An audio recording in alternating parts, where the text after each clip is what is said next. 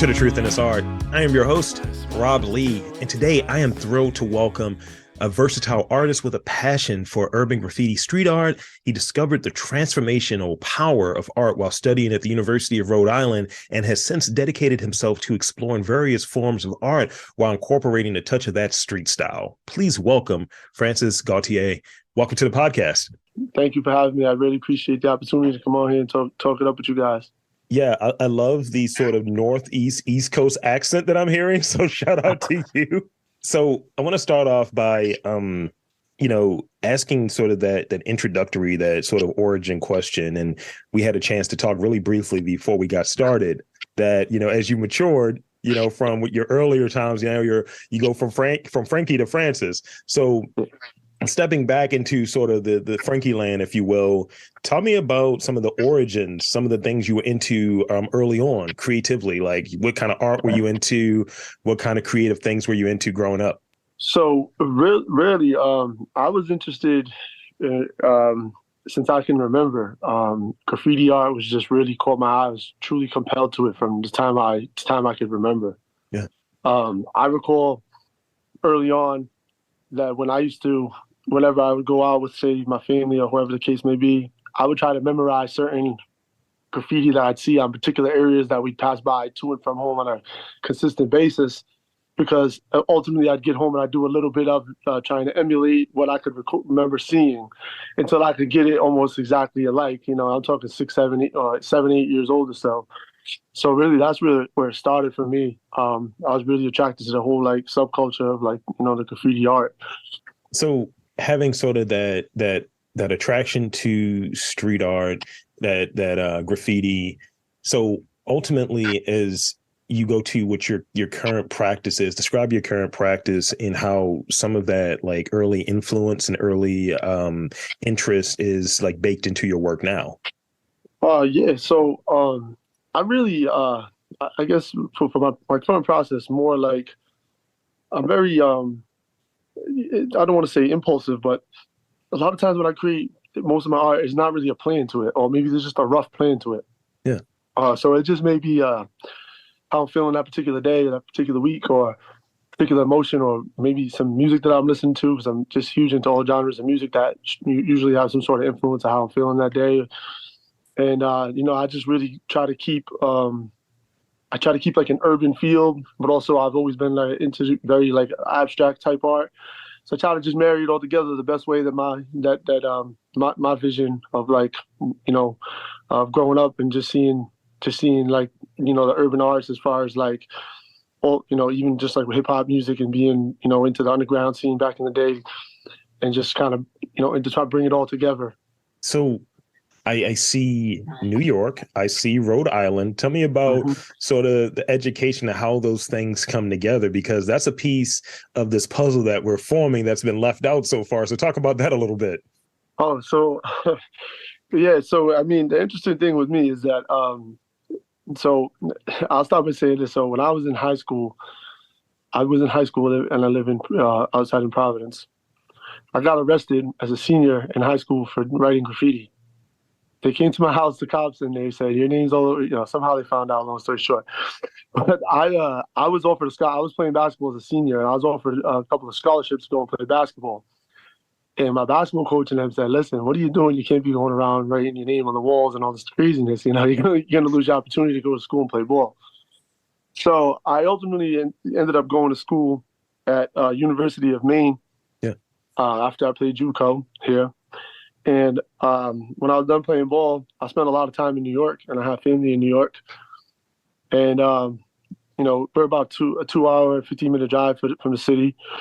And, I'm really, I've always been into make sure being well traveled and seeing different, be inspired by different areas and different, neighborhoods and what else is going on as far as I could up and down the East Coast. So after COVID hit, I spent time staying in New York for a while, and once it was starting to get loose, and then I did a lot of work out there, in the music industry with different people and different connections that I had like that. But my main family and my daughters and stuff like that, it keeps me going from splitting time in different places, particularly New York and Providence. Yeah, I mean, like I've traveled up there to Providence a few times, and that was sort of the bookends, right? Of before COVID was the last trip I took, and then like during COVID was the first trip I took, and it's definitely something I want to explore. Like I interviewed a few people who are from Baltimore, where I'm based, and they were like, "Yo, I'm up here at the art school in Providence or what have you in Rhode Island. Definitely got to come up here, interview some of the people." So, I Hmm. mean, I'm getting some interest. You might have to give a couple questions to give me some directions up there. Um, Anytime, I got you, brother. You come down this way. If I'm here, I'll definitely accommodate you in any way possible, man. I appreciate that. Yeah, absolutely. So, you touched on, you don't want to use the word impulsive, but I don't want to use the word what is it, obsessed, right? Because I put out a lot of content. So talk about your working cadence. Like how often are you working on something creative, whether it is an idea for a painting, whether it's a painting, whether it's tagging? How often are you working on something towards your creative pursuit? So, try to describe the best I can. I work in volume, I guess you would say. So a lot of times, yeah, like I'll come to the studio. Generally speaking, I'm in my studio in Providence. I have a shared studio in a shared space in Brooklyn, but at my studio in Providence, I'll come here like on a Thursday afternoon or Thursday evening. Sometimes I won't leave till Saturday morning. I mean, I might sleep on the couch for a few hours here, a few hours there the next day, but I really get into the zone and really lock in, so to Yeah. speak. So I truly enjoy like working like at that high pace, high volume. So I'd say probably 3 or 4 days a week. I'm like really locked in, but again, I catch my Z's when I can, at the time and handle different business things while I'm here as well. But then I like to have like my 3 days to just kind of regenerate and do different things to, recharge the battery. Yeah, I mean, like I'm recording in the home studio right now, and I try to make it as easy as possible. And sometimes I just go to sleep in here because I'm like, I'm tired, bro. Like I need to lay down. And I think the most in terms of volume, the most interviews I've done, and this is kind of one of those days of a mix of interviews and other sort of business things as this is shifting into a brand and all of that stuff. But the most interviews I did in a day was probably six. And Uh, it was like from 9 in the morning, through like maybe five. So 9 to 5, but doing interviews the entire time. And it's a lot, with minimal gaps in between, like 15 minutes here. Can't take a nap. You're like, all right, I got to prep for the next guest. yeah. And it's a thing. So how do you like really sort out what that calendar looks like and working in volume and having sort of I'm here for these days, getting this work in? How do you like kind of sort through and really take and pay attention to the things that need your attention? That's a great question. That's a really good question because sometimes I just refer to it as like beautiful chaos because it really, there's really just not. I tell my friends and acquaintances sometimes, I don't like, sometimes with the planning, don't be offended if I have to reschedule or something because I might get in the studio and I might not leave or be up for a couple of days. Yeah, sometimes that can be difficult for me to stick to like a real to like a rigid plan or even like not so rigid plan. um but as far as like if I have to or when I do travel for the weekends and things like that, that stuff I make sure is a priority, obviously. However, just as far as like the creative stuff, being over here just in the studio, I'm really inspired by just different stories I've heard in the past, just from different artists, even musical artists. Like I remember, right off the top of my head, like 50 Cent, he was like, I'm in the studio so often for so long, I forget to eat, I forget to sleep, I forget to. And if you're an artist or you're a creator, like you kind of can relate to that, and that'll resonate with you because that is real. That's real. You know what I mean? And I kind of embrace that part of the journey and part of the work process and everything like that. You know what I mean? Yeah. And I think more and more people get to a spot, and I know that I'm encountering that, where I'm debating on where I'm putting my time at, how I'm putting my time, how I'm using it, because those 24 hours disappear real quick sometimes. Yes, And they do. Absolutely. so I'm looking at like, I still have the day job and I haven't really gone to that spot where I'm fully doing this. And I'm like, sometimes the day job is getting in the way of the creative stuff. And that's the fun stuff. And I think it's sort of embracing the artist lifestyle, the creative lifestyle, because it is a lifestyle. Facts. So, thinking back, right, as you look at, different pieces, and I know there's volume there. And I got to ask this last night, actually, about, doing these podcasts. What's a podcast that sticks out to me? Is there a piece of work that really sticks out for you? And I got a second part to it, but I want to start off there. Is there a piece of work that you've put out recently or that you are working on that really sticks out to you, and why? Oh, that's another tough one. In a positive way, in a good way, because I believe like this art, the art in this has such a like a universal impact in a way of like just it's amazing. The experiences I've had with people and the artwork and the way it's touched my life and other people's lives and the things that have occurred because of art and the relationships. It's just sometimes when I reflect back on it, it's just like incredible. But one recently, so I was just telling a friend of mine in Harlem. So we were talking about something about the art being something that he was explaining to me about how the piece that I recently had put in his apartment really has been an uplift in his energy.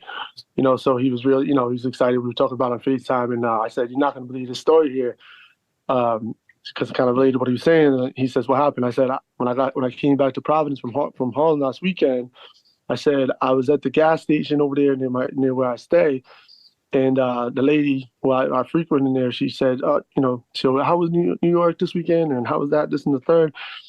And I was just, filling her in, and she was just like, "Yeah, I love your art." And she was like, "I haven't seen much of it, but from what I see, you come in here with your daughters, and one day soon, hopefully, I can get some money together. I'd like to support you and buy, get a piece from you." And I was like, "Yeah, nah, no doubt." I was like, "Anytime, just let me know, and make something happen." Yeah. She's been a cool lady, and I had been going in there and for a while and just talking with her, very supportive, very genuine. So I go back to the apartment, and I'm going up the hallway, and I just see there's a piece I had in my hallway up the stairs that's been there. And for some reason, I just felt like compelled, like, damn, that piece just kind of fits this lady. Like, it fits her for some reason. Like, you know what? I just went to my side. I said, "I'm going to go back over there. You know what I'm going to do? I'm going to go give this lady this piece because son's just telling me that, like, I don't know. It's a her." So I grab it. I walk back across the street. I go in there, and she's like, and I'm like, "Here, I just want to let you know I'd like to give this to you." So 18 by 24 piece, and she's like, I hand it over to her. She's like, "Oh my God, I can't believe you sure?" And no exaggeration, she starts having tears. Wow. So I said, I'm like, "Man, I'm not sure if I offended her. I'm not sure at the moment." I'm like, "What happened?" I'm like, "Is everything all right?" She goes, I just need to, I want to tell you something." And I says, "What happened?" She said, "Did you know today's the 1 year anniversary of my son who was shot in the projects here? To this day." So this is my son speaking to me.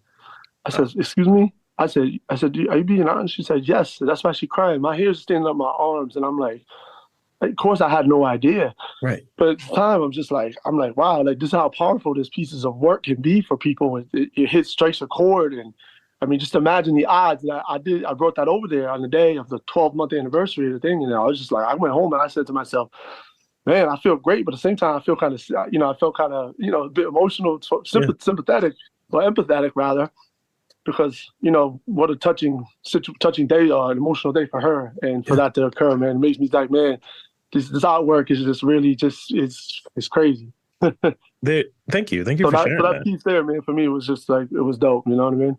Yeah, and there's a power to it, right? There's a power around art. Yeah. There's a sort of transformational nature to those things. And there are times when I speak with folks, and you think about the different things that we do as creatives, and it means something. It means something to people. And I did this storytelling thing recently. I was sharing just, I guess, stage fright, and it was so many people that like related to it, and you just hear people just snap, and it was like, "Yeah, that's real, and it just resonates. And it brings me to this next question that I have, and I think it answers it. When I think about any of the stuff that I'm doing, you think about funding, you think about like being in magazines and press and all of that stuff. Those are presented as the things that validate you as a creator, validate you as an artist. But I think seeing the real people and having the real interactions, like the one you just described, I think that's where maybe the validation is at. What are your thoughts in that area? Wow. Again, what another great question. And I'm happy to answer it. I'm just right away it makes me think about having this discussion similar. And I hope I'm touching on it correctly. I'm pretty sure I understood what you said correctly, but I was just telling a friend of mine, close friend of mine, a lot of people, or other artists often will interact and, ask for advice on like selling pieces and getting jobs and things like that because they may see other artists such as myself maybe being active and things like that. And we were talking about how we took we took an old school approach to things Yeah. at first, so to speak, meaning we got out and social media is a great tool to network, one of the greatest, obviously. But we did old school door knocker, train, foot stomp, street, yeah, and just like coming up, pulling up on you. You know what I mean? Like, hey, you over here at the studio, you over here, and you know that has been probably one of our biggest or most advantageous part of the successful keeping everything successful and keeping the art moving. Because I think a lot of people and younger people are not grasping how important it is for like the input that that touching and interacting and physically being there, Yeah. because now that DM, that message, that email is so watered down, if you would, you know. Yeah. And but when you pull up on somebody, you right here, like we here in the flesh, Yeah. So I think with a lot of people that really it carries a lot, it carries weight, you know what I mean? Because it's a real human interaction to, whatever the process may be. If you're pulling up to look at a mirror, present a mural idea, or bring some skateboard decks over to the studio, somebody or something like that. Yeah. So yeah, I Yeah. definitely I think there's a big part of that is very overlooked right now with artists. Yeah, I think and thank you for that. I think that is a piece of it where it comes to like sort of that real interaction is important, whether it be in the community and whether it be with fellow artists and fellow creatives and what have you, but getting that sort of love from your fellow creative and being able to pull up on them, that's something. Or, even for Yeah. me, if someone comes to me and say, "Yo, I want you to do this at my studio. Come over to the studio. We can do the interview there." And I make it a point that, if I do, and I'm trying to do more and more of them, sometimes if I'm not, in the same city as someone, please believe I'll be like, yo, next time I'm up that way, I got to get a drink with you. I got to get a, meal with you, something like that, because that's truly building community, I think. And, one of the things that I like to do when when I do a studio visit, when I go to anyone's space, I always bring something with me, whether it's a t-shirt, whether it's some stickers. It's just like, here's my thing for you. It's an offering for, having you like open your space up to me. It's something about sharing that. Absolutely. Absolutely. And I use like the term like as far as like what like watered down. I meant like it carries so much more substance, and you do create so much more of a bond in person with the Mm-hmm. you know what I mean. And it's just it's almost like forming, because the DM is a button, the message, which Yeah. I'm not, I get it, it's necessary, but again, it's different. Oh, he pulled up on me, came by here, you forming that real bond, Yeah. that how we used to be before all this. Yeah. I You know mean, what I mean? But yeah, definitely people appreciate, anytime they can, like with me, like for example, I'm all about like positive energy. Like it is like that's everything for me. That's how I operate. So like, if I knew you were coming in this area, I'm coming at you. Like you got to come by here. Like whether or not you got, because it's just like the energy. We just creating that good, energy, and like they say, sometimes you got to give it away for it to come back. And you know, it don't I mean, always got to be about business and things like that. It's about really putting that love into the universe and connecting different people and communities from different backgrounds and through the arts. yeah. And it come back for it's magic. Yeah, I mean, and I've had a very like interesting, like productive day, and that's been at the forefront of doing all of these things in person, you know, Mm. and absolutely. Where if I go to someone's city and I'm around, I'm like, yo, where you at? I'm pulling up, meet me here, let's do something. And that's just what it is, because it's like, especially when you establish through this platform, if you're able to, via Zoom, via like a remote chat, make a connection with someone, you got to explore it to the next level, I think. Sure, absolutely. Um, can I share a quick little Please, interesting story regarding please. what we just talked about? So probably I don't know 18 months so. 12 to 18 months ago, I did the skateboards for a music producer in New York, in Brooklyn. And I was finishing a mural. Was I in Manhattan? I was in Manhattan or Harlem. I was finishing a mural. And I had told him when I was finished, I was going to pull up in the studio and come give it to him personally. We had talked and I did something else for him. So that day, I realized I left the it was two decks. I left the deck in the back of my truck and I had not put the varnish on them. So at the end of the day, I looked at the skateboard decks. The sun had eaten all the it was like 12, 14 hours in the sun, right? So I messaged him and I told him what happened. I was like, listen, yo, I'm like, this is what happened. I told him what happened. I said, I got to go back to Providence. It's like 8 o'clock at night. I got to go to Providence. I said, I'm going to be back the following day. I said, I'm going to come back here. I got to touch this mural up. I'm going to pull up on you. He leave me on red, right? So, you know what I'm saying? I was like, okay, this guy might think I'm crazy or that's never going to happen. Yeah. So the following day or the next day, I come here, I finished the mural. I called him, I'm hitting him up. I said, yo, I'm outside. He's like, what? You come outside. He said, you wasn't lying. You really did all that. I came back here. He's like, yo, man, what's your number, man? You know what I mean? Like, he just was like, yo, you cool as hell, dude. Like, you, and, you know, I was just like, man, just not enough people appreciate just being a person, a man of your word.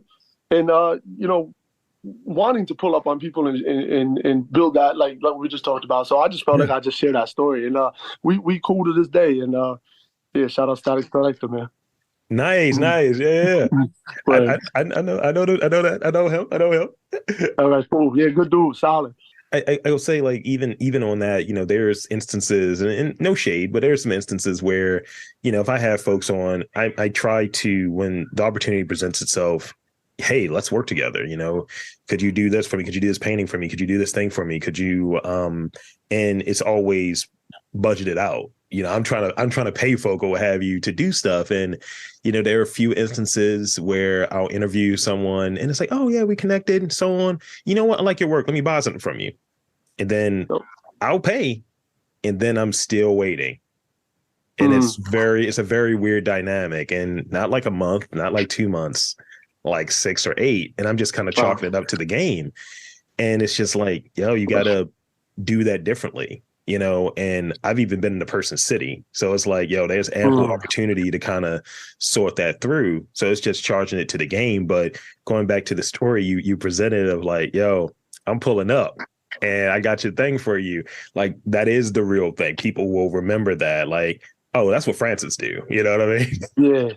Yeah, exactly. You know, and I've seen the value in that, just being, you know, from different free internet era of networking and, you know, getting to it. Train track stomping. So I got one more real question for you now. I got a couple rapid fire questions. Cool.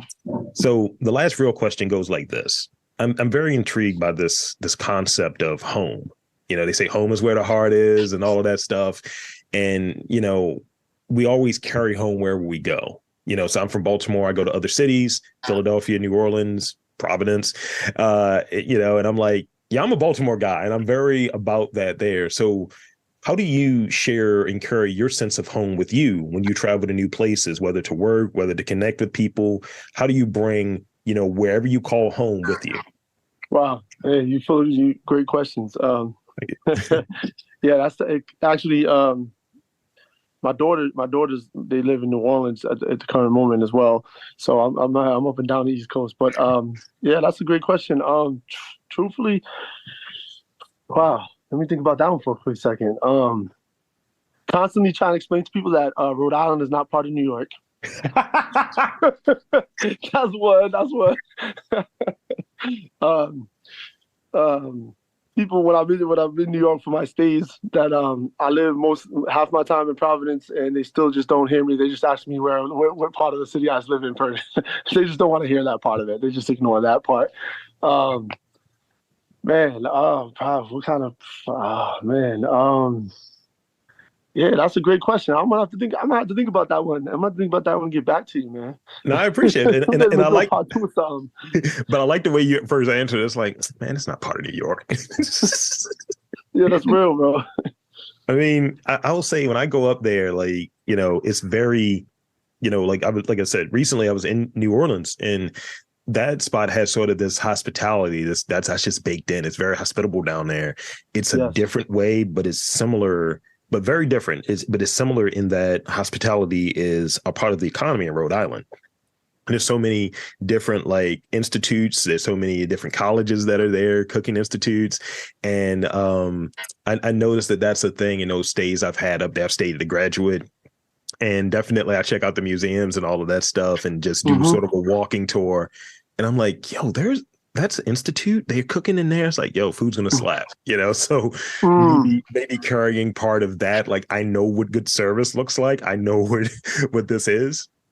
Yeah, so we got some of the best Italian food in the country over here in Providence. It's known for that's for sure. So I'm gonna have to stop being a little more braggadocious about that.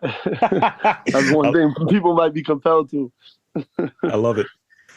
So I want to hit you with these quick rapid fire questions. No need to overthink them. They're simple questions, but and sometimes they're ridiculous. So here's the first one: whether it is to wear it or to paint in it or what have you, what is your favorite color combination to use? I say navy blue and khaki. Okay. I like that. That's very, very professional, actually. Throwing it. Well, I think of the cargo pants with the Yankee fitted and the white T-shirt. Maybe I was waiting for the Yankee reference. I was waiting for it. Yeah. On average, how many hours of sleep do you get? On average, 5 to 6. Okay, about the same. This is my impromptu sort of self-care check-in. I like that. I like that. You gotta be mindful of self-care. Yeah. What did you have for breakfast today? Oh, I had green grapes, a banana, a yogurt, and leftover Chinese food. Facts. That's a wild combination. Facts, though. Had the wild lo mein this morning. This is the last one I got for you. And this kind of almost puts a pin in it and buttons everything up. What was the artist that made you fall in love with art? Maybe Scene, graffiti writer, Scene, SEEN. Okay. Yeah, he still exists. Yeah, so yeah, probably Scene. Just throughout the magazines back in the day, it was really tough to access graffiti. It wasn't like it is now. So you had to get the Source magazine, that graffiti page in the back there, or the Subway Art book. We were fortunate to have a copy. So I just loved everything that he was doing. Just, everyone remembers the themed Hollywood sign he did and things like that. So top of my head, yeah, Scene, definitely. I love it. That's pretty much it for the questions. So, cool. One, I want to thank you for coming onto this podcast. And two, I want to open it up for you to give you the space to shamelessly plug anything you want, website, social media, anything you want to share with the listeners out there to check out more of you, your work, and all of that good stuff. The floor is yours. Well, first, I'd like to just say thank you for having me, Rob. And it's been great interviewing with you. And truthfully, your questions were some of the thoroughtest and some of the I really enjoyed your questions compared to some others in the past. Everything's different, but appreciative. And I just thank anybody and everyone who gives time to listen and support all of us artists or creators in any type of way. And just strongly encourage other artists to continue to understand the importance of letting other people shine their light and not, doing things to, be contribute to everything positive and support each other, because we have to continue to support each other in my eyes, and it brings more awareness to the artist's life, like you said, lifestyle. So I believe in strongly supporting each other, putting it out there, putting the love into the universe with your art or your support. It's gonna come back to you in some way or shape or form. And you can check on my art at my IG is Francis Gautier Art, or also on Facebook it's the same handle. And I just wanted to give a thanks to you and I saw your podcast. I saw you last night doing the interview. Yep. Try to jump in there, man. I think you got great things going to be ahead for you as well. You're welcome. And just a big shout out to my partner, close friend Tony Flacco, my daughters Juliana, Sienna, and that's it, man. Appreciate it, man. That's it, man. So I want to again thank Francis Gautier for coming onto the podcast. And I'm Rob Lee, saying there's art, culture, community in and around your neck of the woods. You just got to look for it.